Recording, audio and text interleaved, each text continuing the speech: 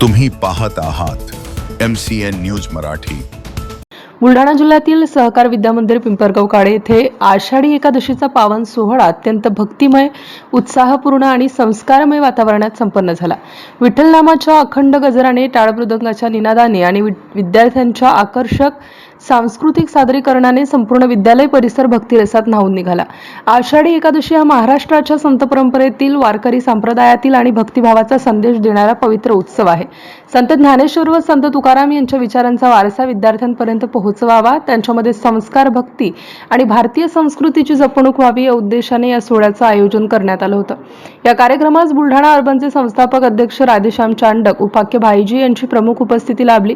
त्याचसोबत Buldhana urban charitable सोसायटीचे उपाध्यक्ष डॉक्टर किशोर केला, किसनलाल केला, महाराष्ट्र बाल शिक्षण परिषद जळगाव जामोद केंद्राच्या अध्यक्षा तथा सरोजदेवी किसनलालजी केला, सहकार विद्यामंदिर समूहाच्या मुख्य संयोजिका डॉक्टर सौ स्वाती केला यांच्यासह शाळेचे प्राचार्य विनायक उमाडे हे मान्यवर प्रामुख्याने उपस्थित होते। या कार्यक्रमात विद्यार्थ्यांनी विठ्ठल रुक्मिणीचे आकर्षक रिंगण साकारत विठ्ठल नामाचा अखंड गजर केला। वारकरी वेशभूषेतील विद्यार्थ्यांनी संत परंपरेची ओळख करून देणारे अभंग, भक्तिगीते, नृत्य आणि विविध सांस्कृतिक कलाकृती सादर करून उपस्थितांची मने जिंकली। विशेषतः नर्सरीच्या चिमुकल्या विद्यार्थ्यांनी विठ्ठल विठ्ठल या नामघोषात टाळ्यांच्या गजरात विठ्ठलाचे स्वागत करत संतांना मंत्रमुग्ध केलं।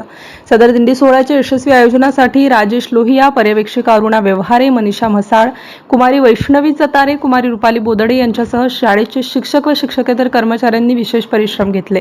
MCN न्यूज मराठीकरिता वैभव वडोदे, पिंपळगाव काळे।